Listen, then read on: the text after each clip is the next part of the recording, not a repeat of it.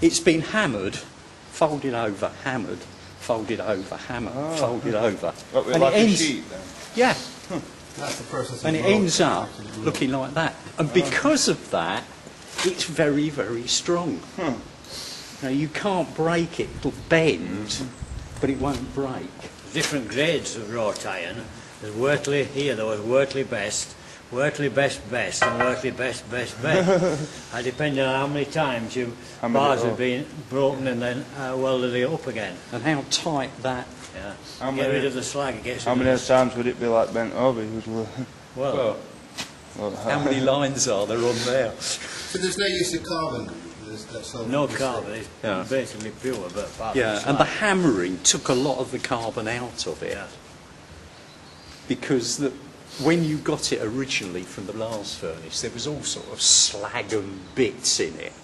Every time you heated it and hammered it, it got finer and finer. Improved it, stronger and So you ended up with pieces like that. Yeah. We tied together in a faggot.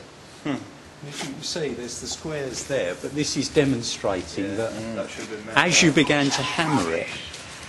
So that's wood, but is that so? Yeah. wood, yeah. Just But what you did was you heated it up in the furnace, and as you can see, the cranes, it swings right around here. this one here, has got an arc between the furnace and the hammer. So you swung it into there, heated it up until it was bright orange, swung it back, let the hammer go, kept turning it, and slowly it came down and down. Oh, you see that black stuff on the wall? Yeah. That's the bits that flew. As it hit, it went everywhere. Oh, the many accidents. Quite a lot. The guys wore a sort of wire mesh grill over their faces, leather apron down the front, boots with iron fronts, because it was coming at them. As they were turning this, it's flying off and it's hitting them just like it's hitting the walls and sticking. And it would have been hot, it would be smoky, absolutely horrible in here. But that was industry as it was. Especially in summer. Of course, you didn't work that much in summer, maybe, because you hadn't got enough water. It all relied on there being enough water in the ponds over there. So it was like river flow then? Yeah, the river. It only works because the river starts at that height up there. That green line is about the river level over that side. It goes right round us. And over there, so you've got a drop, and that's why it works. That's why it's here. Good, that, yeah. Because you've got this loop where you can bring water into ponds, drop it through the wheels, and exhaust it away back into the river again. So good green stuff. You see, we didn't use it and lose it. We used it and put it back again. And all we used is some of the energy in it. Not going round there. You see, that's a finished axle piece, and you can still see the blocks where it's been hammered down. And all they've done is just cut that off the end. under the hammer. Under the hammer. Yeah. Tools. So that started off like that, ends up like that, and you can still see. So like all of it's made out of them, like all the iron stuff. Well, you see, you know this shaft here, that shaft there is wrought iron. So that's made out of square bars. That's wrought iron. You see all the forging marks here, it's hammered. Now that other one is cast iron. Before they could make wrought iron shafts. This is wrought iron. But cast iron is much more brittle. Yeah. It will break like glass, where this never will. So you chose... Where did they get all iron from in the first place? Well, you dug it out. Local. There's a line of ironstone that comes right through across north of Sheffield. So they Right dig to it up. Bradford. Right, goes right to Bradford. So they dug it out, and they, at one time, there was a blast furnace at Chapeltown that made raw iron. There was one at Barnby, near Barnsley, and they produced the raw iron, which came here to be refined into something that blacksmiths could work with, or nail makers could work with. As it was useless. What's iron like now? Isn't it made like with them square bits? No. Well, you've got steel now. Oh yeah. At the time that this was going strongly, steel was very, very expensive to make. They could only make it in very small amounts. And so it tended to only get used for the things that were high value, like clock springs. Have always been steel. Because Small things as well. yeah, needles. You can't make wrought iron needles, but steel makes needles. And that you could do from a sort of small bucketful that you'd make, where an iron process gave you a big pile of iron to work with. So until sort of latter part of the 1800s, when Bessemer came along and started making steel cheaply, iron ruled the roost. But then it started to go down. By 1909, this closed because there wasn't any money in working on iron, because steel had taken over. A guy called Siemens, who was a German who came over here, came up with an electrical process for making steel. Better quality, larger amount, made it cheaper. Things started being made with steel. Now you don't think of doing things with iron because steel's so cheap. I think Callum's got a question. How were factory organised? Well, it would have been families more than anything else. You'd probably have found that it was a very sort of family-based thing, that you'd probably get sort of father, older son, younger son, running one hammer. Because these hammers would be two people and a boy who was learning how to do it. You'd have an iron master at the top of it all who dimmed the iron, brought in the coal, took it away again. That would have been a family concern. And probably they'd have got an amount of money from the forge and split it up between the people in the family who did that part of the work. And it would only have been towards the end of the Victorian Yeah, a period. bit like the Little Masters tradition where the Yeah, process was that sort of thing. But there wouldn't have been parts of the process that were broken up in that way. So, But on this hammer, you had somebody on here holding this, somebody turning this round, somebody with a gauge, gauging the shaft, see whether the right size or not, and then somebody on this here, controlling the water to shut it off when it needed to be shut off, and also then somebody putting grease on the bearing. But that somebody had to be here as well. As soon as they, normally this hammer will be resting on something like that there. And then when they're ready for starting off, the bloke would pull that handle there, and then as soon as it started lifting this, he'd shift this out of the way, pull it out of the way, and then start hammering. There you go with the gauge, bloke turning these, and somebody holding that end. So the person who ordered this end would have had to like turn it. This would take the weight, and most of the weight, and you turn it, you know. Didn't any women work here? Not here, I don't think. No. Women probably weren't allowed to work with them. Probably No, women worked in the textiles, like that.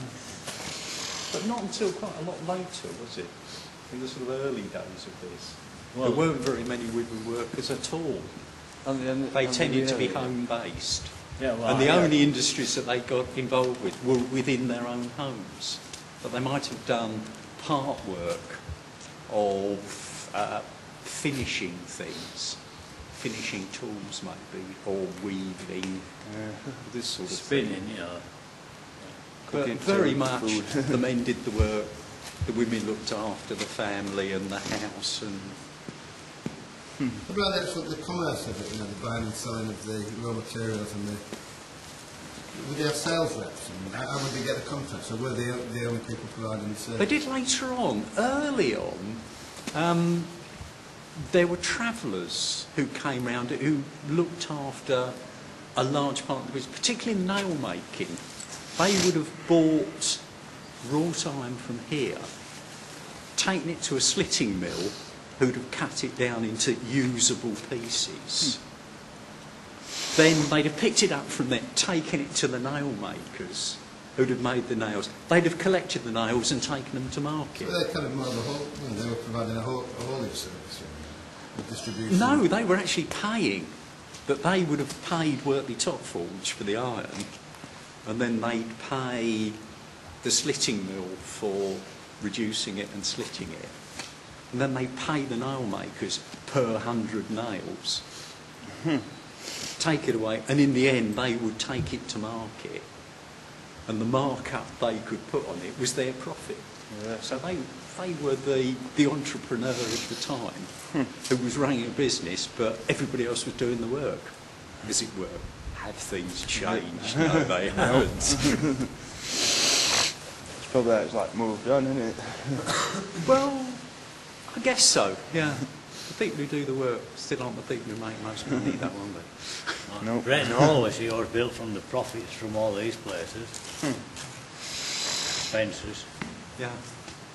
Because these places in general were owned by the Lord of the Manor. Because he owned the land, he owned all of the resources. So he could licence the use of the water and licence the use of the land. And he took his cut from it. And he took rents and leases and such like. But round here, the Spencer family, Callum Hall, they were in a sort of syndicate that owned all the means of supply. So they owned possibly 8 or 9 different works. They owned the blast furnaces and the refiners and the people who made things. And they got it all wrapped up. And they could keep the prices up, and they could keep the supply costs down. So it was very much an early view of the sort of industrial conglomerates you get now, but on a relatively small scale. But at that time, because of transport, things tended to be relatively local. But the big families who owned the land were the one who had the whip hand with running what was becoming industry. Is this the same floor like what they would have? We put this floor No. down. These came from a what floor steelworks. These came from a steelworks in Sheffield, these. This is called Sheffield carpet. Yeah.